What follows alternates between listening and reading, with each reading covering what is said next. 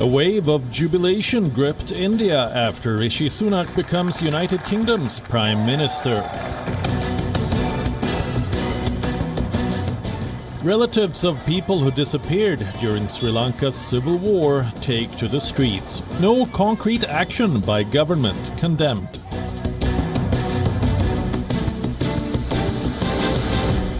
WION visits the scenic country of Maldives. Our correspondent Ankit Tuteja brings you the best experiences from the island nation. A show of power versus a show of people. Pakistan's politics has been at crossroads since Imran Khan's ouster. But a wave of mass rallies backing the former prime minister is making experts question. Power and people are supposed to be democracy's two pods in a pea. So, have they split in Pakistan? We decode it for you.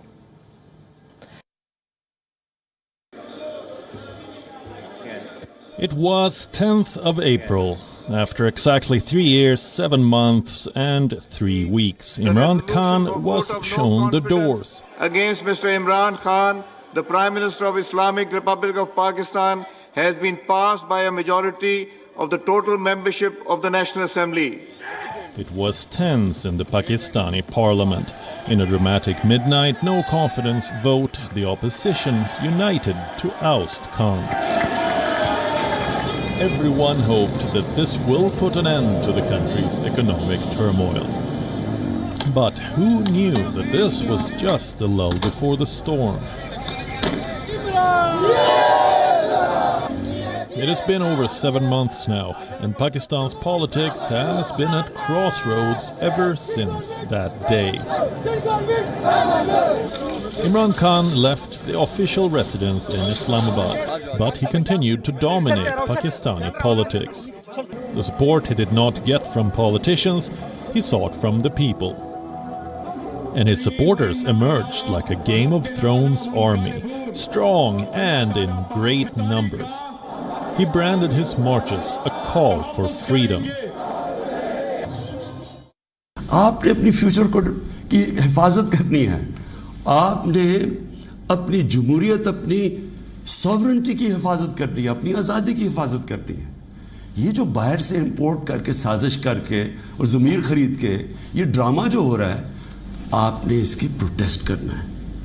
ये आपका फर्ज है. Since taking power, Shehbaz Sharif has not been able to pull Pakistan out of its economic crisis. But if the past 7 months have proven anything, it is that Imran Khan has a loyal base. His one call prompts thousands to march from across the country. But what does this tell us about democracy? Pakistan constitutionally is a democratic parliamentary republic, which means that the principles of democracy should be upheld in the country. So, its government is of the people, by the people, and for the people. But is it? Shehbaz Sharif sits with power in Islamabad. But the people are marching behind Imran Khan.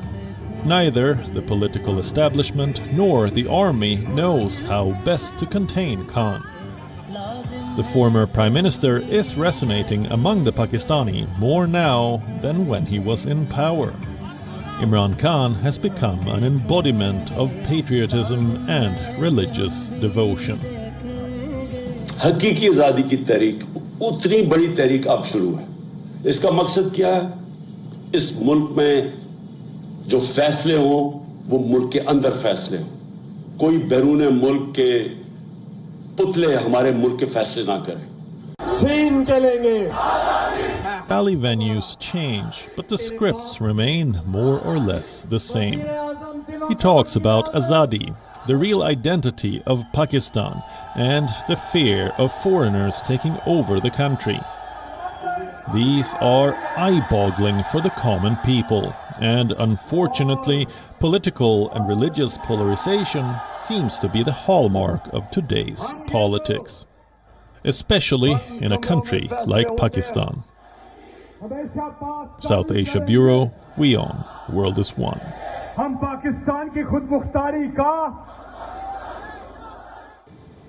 A change of guard in the United Kingdom meant that the country's government had failed yet again. However, in India, it invoked a wave of jubilation. After all, Rishi Sunak is the first Indian origin Prime Minister to sit in the 10 Downing Street. But is this jubilation misplaced, or is it indeed historic? We find out. 3 Prime Ministers in 7 weeks. This statement is enough to tell you about the grave situation that the United Kingdom faces. Tories remain divided, but they have put forward Rishi Sunak. It is the same cocktail of challenges, but a new face to deal with it. So while Britons hope that Sunak will fix his predecessor's mistakes, an unexpected wave of rejoicing gripped a country miles away. A former British colony, India, a country that was in the grip of the monarchy's brutalities for nearly 200 years. So why was India celebrating the election of Britain's 57th Prime Minister? Rishi Sunak is the first Indian origin to sit in 10 Downing Street. Many Indians saw it as a full circle moment. Britishers came to India, conquered it, and left it without money and full of religious animosity. But exactly 75 years later, the King has invited an Indian origin man to head the United Kingdom. Twitter was soon flooded with congratulatory messages from New Delhi. Not just politicians, many other people from different walks of life followed suit. Once a famous singer, Alicia Chennai posted this on her Instagram page. The Sunak superimposed on a picture of Indian deities Ram and Sita, and more similar reactions emerged. The timing was perfect. Hindus across the globe were celebrating the auspicious festival of Diwali, and that's when the change of guard happened. Rishi Sunak was wearing a kalawa while entering 10 Downing Street for the first time. It is a red-coloured thread believed to provide protection in Hindu culture. The 42-year-old even took oath on the Bhagavad Gita. On more than one occasion, he has been seen flaunting his proud Hindu tag. But what is the backstory? Is India's glee misplaced? Well, let's dig into the history a little. 2 generations before Rishi Sunak, his maternal and paternal grandfathers lived in Gujranwala, a city currently in Pakistan's Punjab province. But in 1930s, in the pre-partition times, both decided to seek jobs in the African continent. After about 30 years, both moved to the United Kingdom. Rishi Sunak was born in 1980 in Southampton, a county in southern England. At the time, his father was a general practitioner in the NHS and his mother ran a pharmacy. He grew up in a rich household with well-established connections. Sunak pursued his studies in Oxford and worked at top investment banks. So the Indian origin tag is a bit of a stretch. His life has not been of any ordinary Indian man, and with no fault of his. Rishi Sunak is definitely a man of many firsts. He is UK's first non-Christian Prime Minister to be elected, first Prime Minister of colour. At 42, Sunak is the youngest to take the Prime Minister's office in over 200 years. As history shows, the journey high up has not been easy. There was always a limit to how far the non-whites could rise in political ranks. The imperial glass ceiling was as hard as the Koh-i-Noor diamond, and Sunak has shattered it. But if this is a chest-thumping moment for India, we leave it for you to decide. South Asia Bureau, WION, World is One. It has been over 1 year since the Taliban takeover, and once again it has lived up to an old saying, new soap, old scent. The group returned 20 years later to power, but its policies are from its past era. Taliban has clamped down on all forms of public entertainment. However, cricket stands out like a glimmer of hope, a last sign of social normalcy. The Afghans have been reliving the past, One deja vu moment after another. The country is known as a graveyard of empires for a reason. They came for politics and power, but every departure left more miseries for the people. Their tall claims and a vow to preserve the Afghan identity means nothing to the people now. A Taliban 2.0 was promised on August 15, 2021. But over a year later, the group has shamelessly shied away from its word. Afghans have been robbed of a normal life. The Taliban has specifically clamped down on public entertainment of almost all forms. But there's one aspect that is still living in the shadows of Kabul: the men's cricket. It is one of the few pastimes accepted and seemingly closely followed. Cricket was largely unknown in Afghanistan until the early 2000s. But the sport has since exploded when it was brought back to the country from Pakistan by Afghan refugees, like current-day stars Rashid Khan and Captain Mohammed Nabi.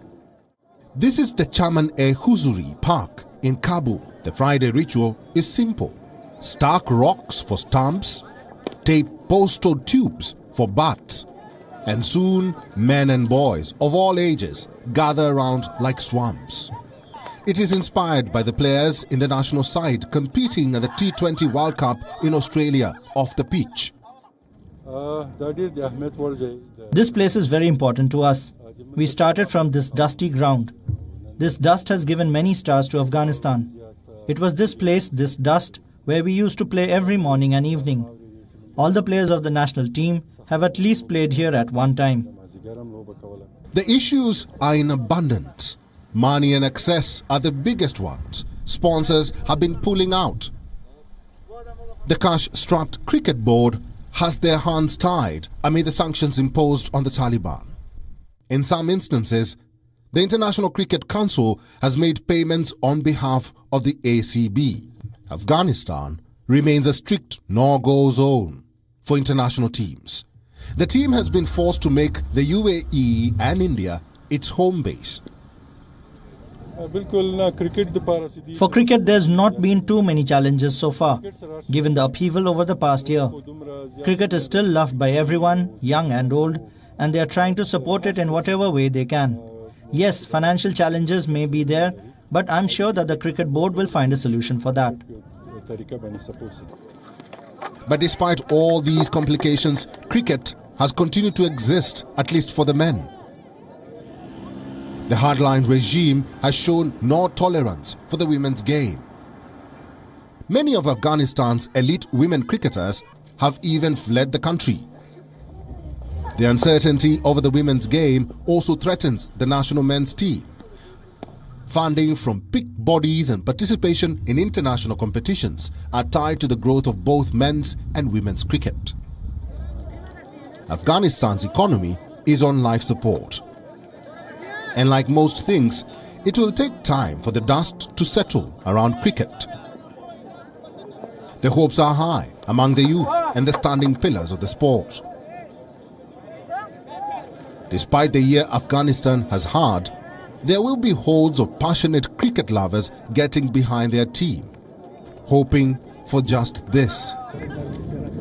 I want to become a fast bowler like Farooqi for the Afghanistan team. There are a lot of players below the national level and a lot of potential exists, but unfortunately they are not given the chance. Less has been done for the development of domestic cricket. The world might have forgotten Afghanistan, but the people are trying to build their own way of normalcy. The journey began empires ago, but will hopefully end soon. South Asia Bureau. WION. World is one. The civil war in Sri Lanka lasted 20 years. It was one of the deadliest times that the country has seen. The situation has changed, but the scars haven't healed. Even after 13 years, nothing is known about the people that went missing. Relatives are out on the streets, longing for their loved ones. Our correspondent, Desauni Athauda, gets us a report.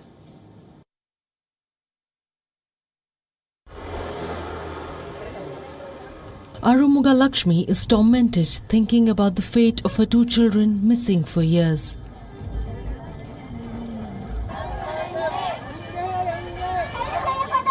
She marched through a town in northern Sri Lanka with a group of fellow women. Many held up photographs, black flags and burning torches.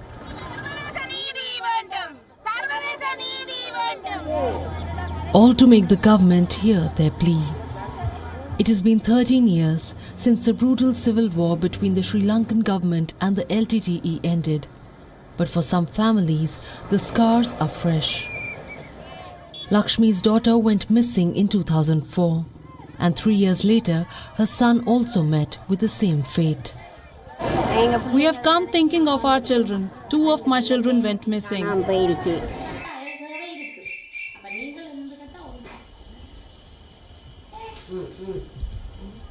I just want to see my son's face. He was such a wonderful son.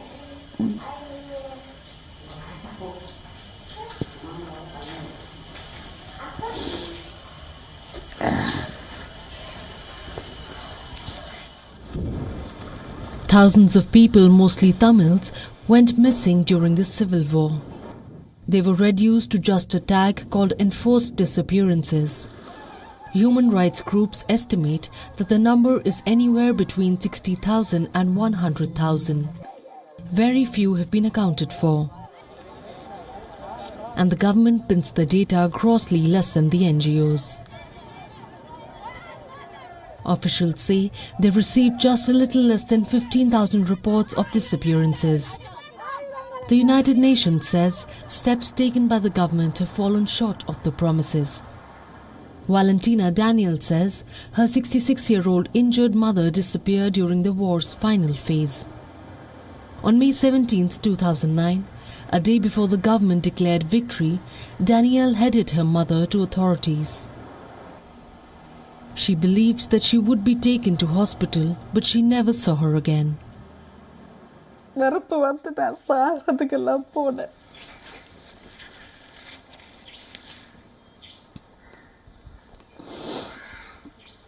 நிறைய தடவை செய்துட்டேன்.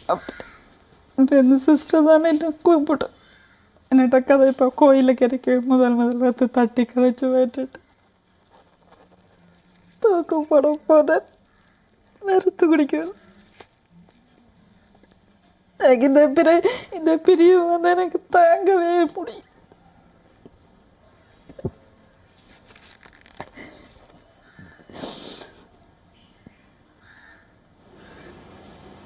Years after the war ended in 2009, families such as Lakshmi's and Daniel's still seek their missing relatives and answers.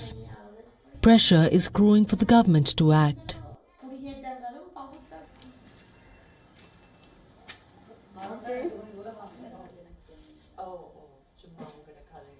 How can you have reconciliation? How can you build reconciliation? Unless you try to tell the truth. Tell the truth. What happened to these people? Giving a death certificate won't help. Who killed them? Where are they? We surrendered. And you are giving death certificate. So you have killed. Where are they? How did they die? Let us know how did they die. Tell us the truth. Are they alive or not? And Ranil, when he was a Prime Minister, what he said? All the disappeared have gone abroad, he said. So the people asked, give us the address and we will go and see them. Sri Lanka's civil war was a 26-year bloody conflict. It pitted the Tamil minority against the Sinhala-dominated government. Thousands were killed. The majority may have forgotten the war. But the Tamils here do not have that luxury. The ongoing economic crisis is serving as a reminder for them. Despite all the promises of reconciliation, all the promises of justice and equality, progress is still far away. South Asia Bureau, WION, World is One. What comes to your mind when you think of Maldives, an island nation with pristine beaches, incredible marine life, and a sumptuous cuisine? Well, it is indeed a dreamy holiday destination for people from all walks of life. WION's Ankit Tuteja takes you to Maldives.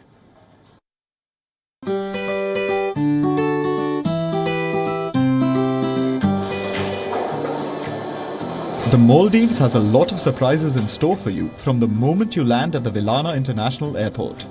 It is seen as the main gateway to this paradise island.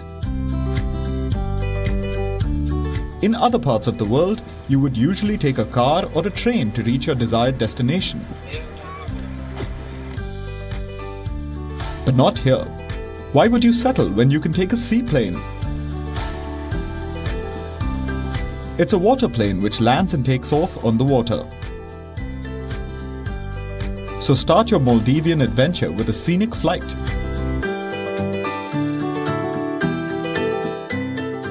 Buckle up and jet off for a one-of-a-kind experience. The Maldives is made up of a chain of nearly 1,200 islands.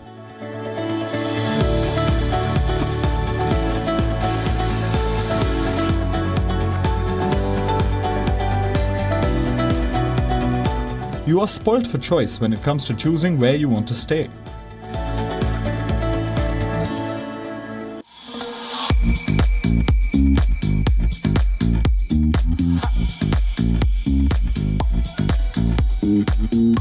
No vacation is complete without some indulgent meals.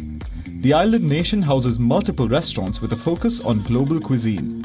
Thai, Mexican, Japanese and Indian. You can find cuisine from around the world.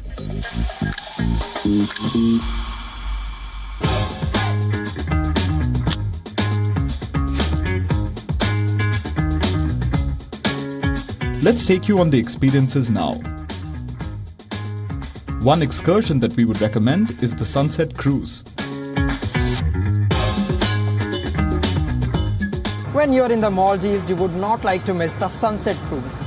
Get on the boat, breathe the salt-rich air, enjoy your drinks and watch the sun go down over the Indian Ocean. I think it's a great way to start your evening.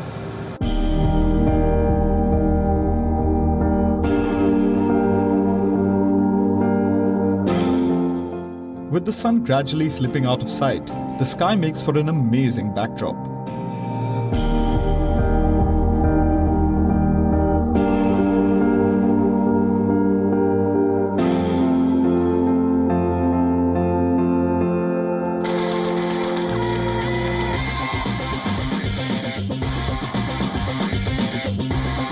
There are also some exciting water-based activities.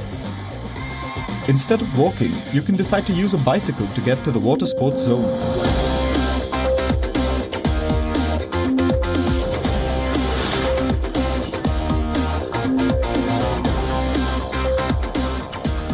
And it's an instant de-stressor. Imagine riding a bicycle in the shadows of the palm trees with the breeze blowing across your face.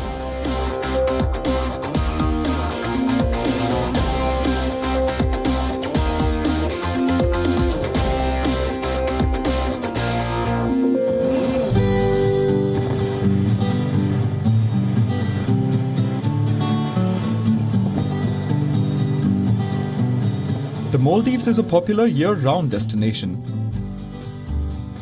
The weather is warm, so is the ocean water.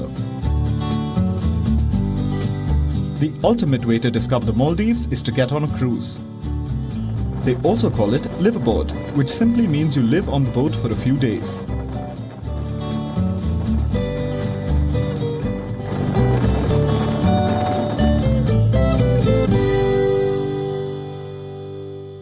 That's all we have for you on this episode of South Asia Diary. We'll be back next week with a brand new lineup of stories. Until then, stay safe. I am Mariam Wardak and you are watching WION. World is One.